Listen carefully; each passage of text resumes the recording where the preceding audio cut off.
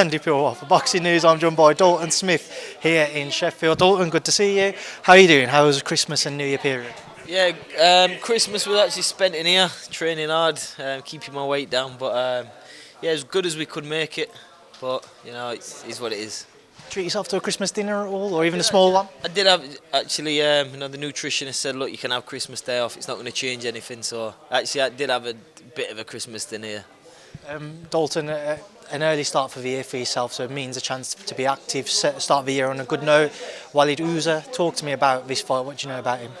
Yeah, obviously he's been on the radar. Obviously, probably I'd say 2 years. Obviously, I've known about him. We didn't actually expect to be out this early in the year. Obviously Eddie and Frank, we was talking when planning the fights, and obviously they were struggling for the Jan 25th. So it was like, look, as long as we get everything right, we get the right notice and stuff, we'll make it happen. So yeah, Jan 25th, I'm starting off the year. But obviously going back to the opponent, Walid Ouizza, he's a solid opponent. Obviously a former European champ, and one I've got to be up for. What do you know about him stylistically? How does this fight play out and unfold in your mind? Yeah, I think he's quite a high guard pressure fighter. He's a solid opponent. So yeah, obviously I'm not going to give too much away and stuff, but I just know he's a solid fighter and one I've got to be up for. Is that something that excites you, though, as you mentioned, high guard pressure fighter, something you look forward to, somebody who's going to come with that approach? Yeah, obviously anyone who fights like that, they're coming to fight. So yeah, I'll be sharp, be ready, and looking forward to a big performance. The fight taking place in Nottingham, Dalton. I don't know what you're looking at, you're getting distracted, but something's going on. The fight taking place in Nottingham instead of Sheffield. Talk to me about that. Yeah, that was, unfortunately we couldn't get the Sheffield Arena available, so the closest thing available was Nottingham. Obviously it's only like 45 minutes away. I had my debut there. So yeah, still got the fans coming down, my supporters travelling, and yeah, it's going to be a good night. On the same night, Matchroom have a show over in America. Diego Pacheco, another man who's touted as being a future world champion. Have you had any conversation at all whether Eddie or Frank, who's going to be at your show? I mean, I hope Eddie's at mine. I hope Eddie's at mine. Obviously, me being there from the debut, I actually started my professional career in Nottingham, so I'd like to think Eddie's there. A conversation to be had, then unhappy if he wasn't to be? Oh, of course, as long as there's a boxing ring in there, I'll still go and get the job done, but I hope Eddie's there. I hope Eddie's there. Dalton, just moving forwards, I know it's one fight at a time, you don't want to take your eye off too many things, but you have a chance to start your 2025 off with a bang, so how can you see the rest of the year unfolding? Obviously starting off with a big performance, keep on winning, and obviously I want to be chasing one of those world titles, and yeah, I don't think I'm too far away. How do you see yourself positioning your career to chase one of those titles? Is it maybe the back end of the year you can see final eliminators? Is it fighting for a world title at the back end of the year? What do you think is achievable? I think fighting for a world title towards the end of the year is very achievable. Obviously fighting early. So yeah, obviously just stay focused. I'm in a great position now, and I think I'm very confident I could fight for a world title towards the end of the year. I know you're highly ranked with different governing bodies, but for you, which way do you see yourself going, or which one would you prefer out of all those world titles out there?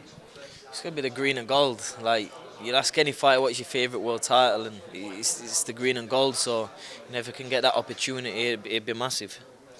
There's obviously at 140, there's no easy route, if you will, towards a world title. They're all top level fighters. How difficult of a challenge will it be to try and rip one of those titles away from the likes of Devin Haney back on the scene, Teofimo Lopez, Richardson Hitchens, Rayo Valenzuela? It's a stacked division at the top. It's massive, and when I win a world title at 140, you're a world champion. Obviously, it's a big division to be in. It's dangerous. There's some big names, but I'm confident. I want to be up there. I want to be a world champion. Do you think a fight between yourself and the winner of the Catterall-Barboza fight could take place at some point? I'm not sure if that would happen next from the winner, but I think obviously that's a fight what can definitely happen within the next 18 months or something. So yeah, but like I said before, I'll always give credit where it's due. Jack deserves his chance. For me, he should be a world champion anyway, but Jack deserves his opportunity to win a world title, and one I'm confident he'll go on and do. So yeah, he deserves his shot. A big potential domestic fight though, let's say if he was to win that fight, Teofimo holds a WBO title, so if he was to happen to fight Teofimo and beat him, a huge domestic clash for you to look forward to for that world title. Definitely, and obviously hopefully I've got a world title on myself, and we can put them both on a line. Sure, I'm not going to be the first person to ask you today about a certain Adam Azim. We spoke to him yesterday because he's got his own fight coming up with Sergey Lipinets. I just want to get your thoughts on that fight firstly. Yeah, I think it's a good fight. I've not seen much of Lipinets. Of course, I think he's a solid fighter. Obviously, a good fight for Adam, but yeah, wish him the best.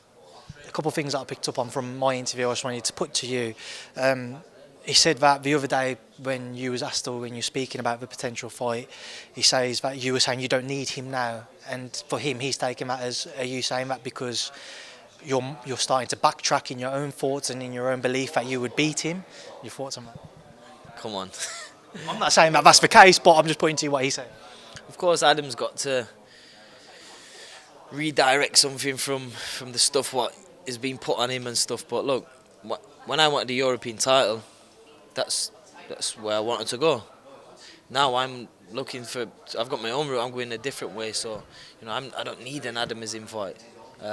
I just think he's a little bit rattled. I think he's a little bit touchy on the whole situation. But look, I wish Adam all the best. I want him to go on and win. But look, I'm bored of talking about it. Bored of talking about it. If the fight happens, the fight's going to happen. Obviously, he's on his IBO route. I'm focusing on other things. But yeah, look, if the fight happens, the fight happens.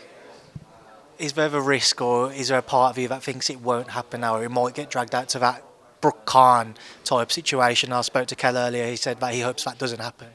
Look, I'm not really going to stress over it. I'm not going to lose sleep over it. And at the end of the day, if the fight happens, the fight happens. All I know is I'm going to have a great career and win a world title and whatnot. And I hope he can go on and do the same thing. But it's obvious the fight will eventually happen. Of course, it's going to happen. Dalton, listen, I appreciate your time. I know you've got a lot of media to do, so thank you for speaking to me. Good luck in Nottingham. Yeah, appreciate it. Thank you.